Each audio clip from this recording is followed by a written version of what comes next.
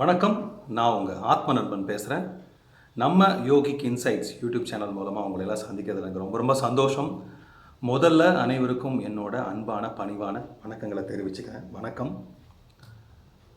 குருவுடன் எனது புனித பயணம் இந்த பதிவை நம்ம நிறையா பகுதிகள் பார்த்துட்டு இருந்தோம். கடைசியாக குருநாதர் வெள்ளிங்கிரி சுவாமிகள் அவங்கள பற்றின வெளிப்படுத்தின விஷயங்கள், நான் அங்கே போனது, மலைக்கு போய் ஒரு மூலிகை எடுத்துகிட்டு வந்தது, இந்த விஷயமெல்லாம் பேசியிருந்தோம். கோயிலில் மண்டல பூஜை 45 நாளைக்கு நடந்துட்டு இருந்துச்சு. அந்த சமயத்தில் குருநாதர் கூட இருக்கிற ஒரு வாய்ப்பு எனக்கு கிடச்சிது. நம்ம கூட இருக்கிற எல்லா நண்பர்களுக்கும் அவங்களுக்கெல்லாம் கிடச்சிது. ஸோ நாங்கள் எல்லாருமே ரொம்ப சந்தோஷமாக அன்பாக அந்த இடத்துல நாங்கள் வேலை செஞ்சுக்கிட்டு இருந்தோம். அவர் கூட அவரோட இருப்பில் இருந்தோம். இப்படி போய்கிட்டு இருக்கிற சமயத்தில் பிரதோஷ வழிபாடு, பௌர்ணமி வழிபாடு இந்த மாதிரி அப்பா கண்டிப்பாக பண்ணணும் அப்படின்னு சொல்லியிருந்தாங்க. மாதத்துக்கு வரக்கூடிய பிரதோஷ வேலையில் ஒரு 3 மணி 3:15 3:30 மணிக்கெல்லாம் அங்கே போயிடுவோம். அங்கே முன்னாடி விநாயகர் கோயில் இருந்துச்சு, பின்னாடி தான் இந்த சிவன் கோயில் இருந்துச்சு. அதான் மௌனஞான மடம், அந்த சித்தரோட கோயில் அங்கே இருந்துச்சு. ஸோ அப்பா சிவபெருமான் கோயிலில் முன்னாடி உட்காந்துக்குவார், கற்பகிரகத்துக்கு கீழே உட்காந்துக்குவார். ஒரு சின்ன ஒரு கம்பி மாதிரி இருக்கும், அதை தாண்டி மக்கள் வர முடியாது. அவர் அங்கே உட்காந்துப்பார். நாங்கள் பசங்களாம் கொஞ்சம் அவர் பக்கத்தில் உட்காந்துக்குவோம். பூஜை பண்ணுறதுக்கு ஒரு அண்ணன் நிர்ணயம் பண்ணியிருந்தாங்க. அவர் தான் பூஜை பண்ணிகிட்ருப்பார் உள்ளுக்குள்ளேயெல்லாம். பூஜை பண்ணிட்டு அவர் வெளியே எங்கள் கூட அக்சஸ் பண்ணுவார். என்னென்ன வேணுமோ நாங்கள் மக்கள் கொண்டு வந்திருக்கிற பால், இளநீர் இதெல்லாம் நாங்கள் ஏதோ ஒரு பசங்க அங்கே நின்று வாங்கி கொடுப்போம். ஒருவேளை விநாயகர் கோயிலுக்குன்னு ஒரு பூசாரி அன்னைக்குன்னு ஏதாவது இல்லாமல் போயிட்டாலோ, இல்லை அவருக்கு ஏதாவது ஒர்க் இருந்தாலோ, விநாயகர் கோயிலுக்குன்னு ஒரு பூசாரி இருந்தார். ஒருவேளை அந்த மாதிரி அவர் எங்கேயாவது போக வேண்டிய நிலைமை ஏதாவது இருந்தால் பசங்களை யாரோ ஒருத்தர் பூஜை பண்ணுறதுக்கு தாத்தா சொல்லிடுவார், இன்றைக்கி நீ போயிரு பூஜை பண்ணிடு அப்படின்னு சொல்லிடுவார். ஸோ பிரதோஷ வேலையில் அங்கே யாராவது ஒருத்தங்க விநாயகர் கோயிலில் பூஜையில் இருக்கணும். எனக்கும் அந்த மாதிரி நிறைய வாய்ப்பு கிடச்சிது. அப்போது பிரதோஷ பூஜை முடிகிற வரைக்கும் அங்கே இருந்து அங்கே வர்றவங்களுக்கு தீபாராதனை காமிச்சு அங்கே நம்ம விநாயகர் கோயிலில் பூஜையெல்லாம் முடித்து அங்கே இருந்து அதுக்கப்புறம் தான் தாத்தா கிட்ட போய் ஆசீர்வாதம் வாங்க முடியும். பிரதோஷ வேலையில் இதே மாதிரி போய்கிட்டு இருந்தப்போ ஒரு நாள் ஒரு சுவாரஸ்யமான விஷயம் நடந்துச்சு. என் வாழ்க்கையில் அது மறக்கவே முடியாத விஷயம் என்னென்னா, தாத்தாவோட கோபத்தை முதல் நான் பார்த்தேன். என்கிட்ட காமிச்சார், அதே அளவுக்கு அன்பையும் காமிச்சார். அந்த விஷயத்தை நான் இன்றைக்கி உங்ககிட்ட பகிர்ந்துக்கணும்னு நினைக்கிறேன். எல்லாரும் பிரதோஷ வேலையில் இது எழுதுவாங்க, அர்ச்சனைக்கு சொல்லுவாங்க.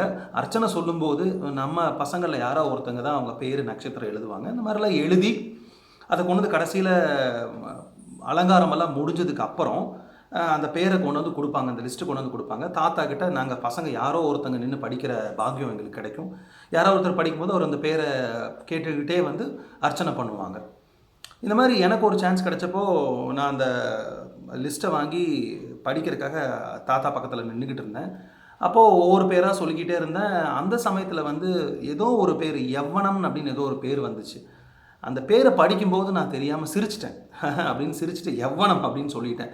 ஏதோ ஒரு நட்சத்திரம், திருவோணமோ ஏதோ ஒரு நட்சத்திரம் சொல்லிட்டேன். தாத்தாக்கு சரியான கோபம் வந்துருச்சு. என்னடா கண்ணா நினச்சிக்கிட்டு இருக்கிற, இங்கே என்ன பண்ணுறோன்னு நினச்சிக்கிட்டு இருக்கிற, செய்கிற வேலையை சரியாக செய்யணும், அவங்க நட்சத்திரத்தை சரியாக சொல்லணும், பேரை சரியாக சொல்லணும், என்ன உனக்கு சிரிப்பு அப்படின்னு சொன்னது எனக்கு என்னோட கை கால் அப்படியே நடுங்கி வேர்வை கொட்டி எனக்கு ஒரு மாதிரி ஆயிடுச்சு.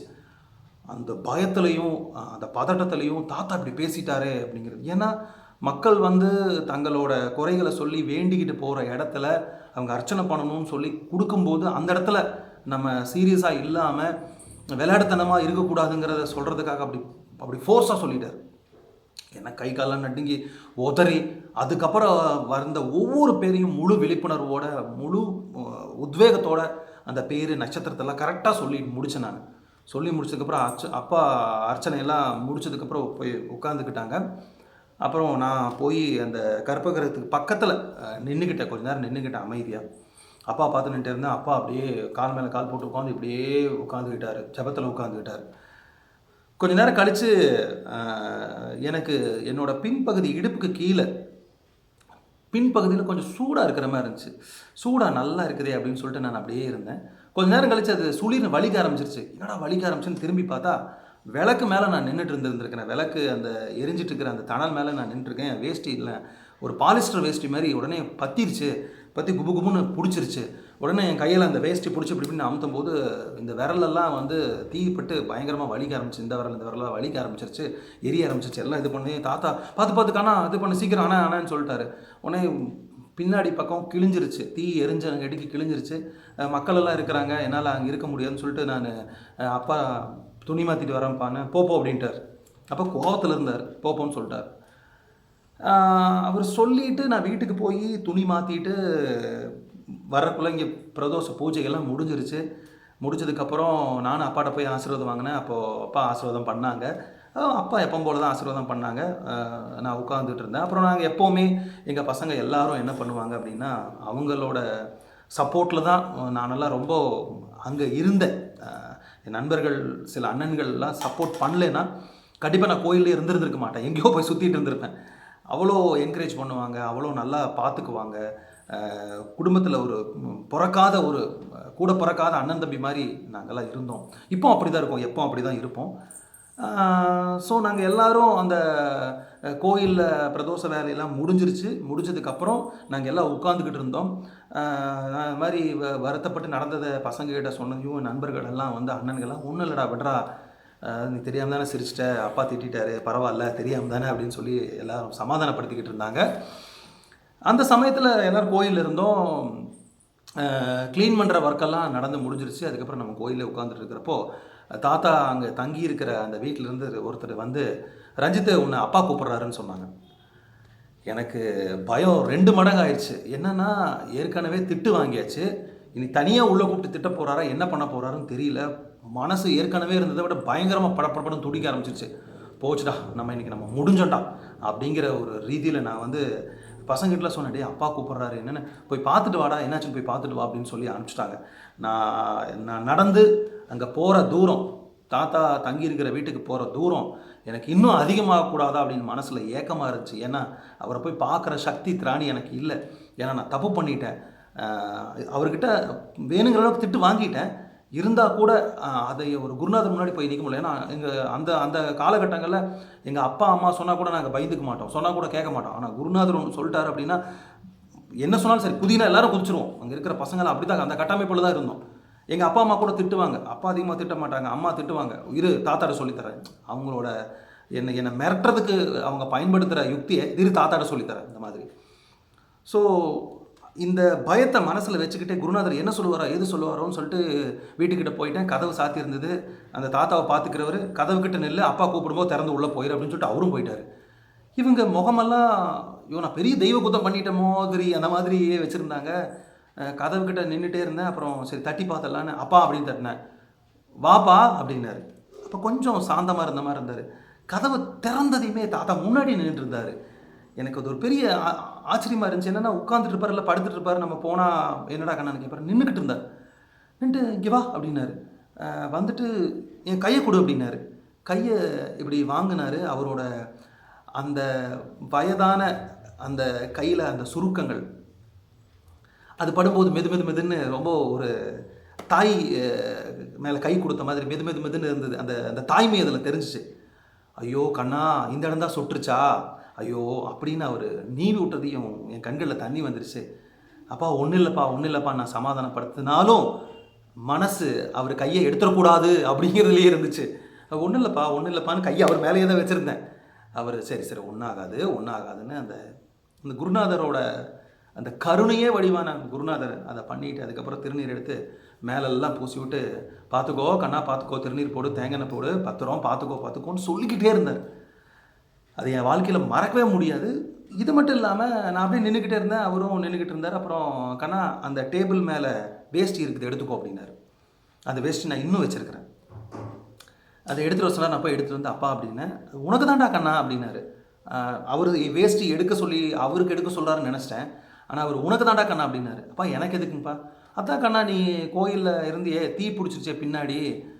ஐயோ நான் கேட்க மறந்துட்டேன், பின்னாடி பக்கம்லாம் என்னாச்சு, பொண்ணுக்கு மருந்து வச்சியா அப்படின்னு பின்னாடி பக்கம் திரும்பி அங்கேயே திருநீரெலாம் வச்சு விட்டாரு. ஒரு குருநாதர் எந்த இடத்துல எப்படி இருக்கணுமோ அந்த இடத்துல அப்படி இருந்தது. ஏன்னா எனக்கெல்லாம் அது ரொம்ப புதுசாக இருந்துச்சு. எனக்கு யாரையும் தெரியாது.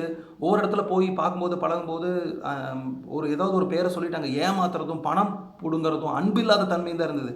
இவர் எல்லா ஜோனர்லையும் இருந்தார். ஸோ அந்த அந்த தாய்மையான அந்த அந்த அந்த குணம், அந்த அரவணைப்பு, என்னாச்சோ ஏதாச்சோ தனக்கு தன்னோட வேற யார்கிட்டையும் கேட்கல. அவங்க அவரை பார்த்துக்கிட்டு இருக்கிறவர்கிட்ட இருந்து போய் நீ வேஷ்டி எடுத்துட்டு வான்னு சொல்லலை, இல்லை போய் யார்கிட்டயாவது வாங்கிட்டு வான்னு சொல்ல. அவரு உடுத்திருந்த அவருக்கு சொந்தமான வேஷ்டி எடுத்து கொடுத்து கட்டிக்கோ, அது போனால் போட்டு அதை தூக்கி வீசிடு, இதை கட்டிக்கோ அப்படின்னு சொன்னார்.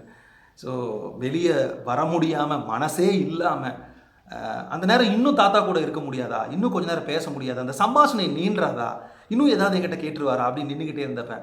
எப்போவுமே எங்கள் குருநாதர் சொல்லி முடிக்கிறது சரி அப்படின்னாருன்னா நம்ம போயிடணும்னு அர்த்தம். அவர் ஜபத்துக்கு போகிறாரு, இல்லைன்னா வேறு எதாவது ரெஸ்ட் எடுக்க போகிறாருன்னு அர்த்தம்.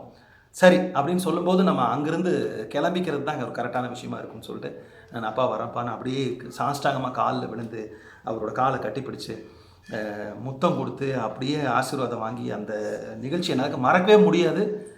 அதிலிருந்து வெளியே வந்து அப்புறம் நண்பர்கள்கிட்ட சொன்ன இதெல்லாம் நடந்துச்சு அப்படின்னு நண்பர்களும் ரொம்ப சந்தோஷப்பட்டாங்க. அந்த வேஷ்டி இன்னும் என்கிட்ட பத்திரமா இருக்குது என்னோடய பீரோவில், எப்போவுமே அதை எடுத்து பார்த்துக்கிறது உண்டு. அதுக்கப்புறம் லேட்டராக நிறைய ஜிப்பாவெல்லாம் கொடுத்தாங்க, நிறைய வேஷ்டியெல்லாம் கொடுத்தாங்க. அதனால் இந்த ஒரு விஷயம் என்னால் மறக்க முடியாது. அதுக்கப்புறம் கோயிலில் வந்து பிரதோஷ பூஜைகள் இப்படி நடந்துகிட்டு இருக்கிற சமயத்தில் பௌர்ணமி பூஜையும் நடக்க ஆரம்பிச்சிச்சு. பௌர்ணமி பூஜையில் தாத்தா கிரிவலம் வர்றதுக்கான இதை சொல்லிக்கிட்டு இருந்தார். கிரிவலம் வந்து எப்படி வர்றது அப்படின்னா 106 சுற்றணும் எல்லாருமே அப்படின்னு அந்த கோயிலில் வந்து இருக்கக்கூடிய அந்த வேற எதுக்காகவும் சொல்ல கிடையாது. அந்த அந்த மக்கள் வந்து ஒரு விழிப்புணர்வோட, ஒரு அட்டென்ஷனோட அந்த இடத்துல சுற்றணும். அந்த இடத்த சுற்றும் போது அவங்க மனசு ஒருநிலைப்படும் அப்படிங்கிற விதத்தில் எல்லோரும் வந்து சுற்ற ஆரம்பித்தாங்க. அது மட்டும் இல்லாமல் அன்றைக்கி அன்னதானம் கண்டிப்பாக கொடுக்கணும். அப்பாவோட மெயின் ஃபோக்கஸே அன்னதானம் தான். அங்கே வந்து சுற்றுறதோ இல்லை பூஜை புனஸ்காரங்களை இதை தாண்டி அப்பாவோட இருப்பில் நம்ம இருக்கும்போது நிறைய அதிசயங்கள், நிறைய பேருக்கு நிறைய அதிசயங்கள் நடந்தது. அவர் இருப்பில் இருக்கும்போது யார் வந்தாலும் முதல்ல போய் சாப்பிட்டுட்டு வா அப்படிம்பாங்க. பூஜையில் இருந்ததுக்கப்புறம் முதல்ல போய் சாப்பிட்டுட்டு வா அப்படிம்பாங்க. ஸோ அந்த இடத்துல அங்கே பௌர்ணமி நாள் அன்னைக்கு நாங்கள் எப்படி அங்கே சாப்பாடு ப்ரிப்பேர் பண்ணணும், எப்படி வர பக்தர்களுக்கு பரிமாறணும், அதில் நடந்த சில விஷயங்கள், சம்பாஷணைகள், குருநாதர்கிட்ட போகிறது வர்றது, கம்யூனிகேட் பண்ணுறது, பேசுகிறது, இதெல்லாம் எங்களுக்கு எப்படி உதவிகரமாக இருந்தது, அப்பா கூட இன்னும் க்ளோஸ் ஆகிறது, அதெல்லாம் நான் அடுத்த பதிவில் சொல்கிறேன். இன்னொரு நல்ல பதிவில் உங்களை நான் சந்திக்கிறேன். நன்றி, வணக்கம்.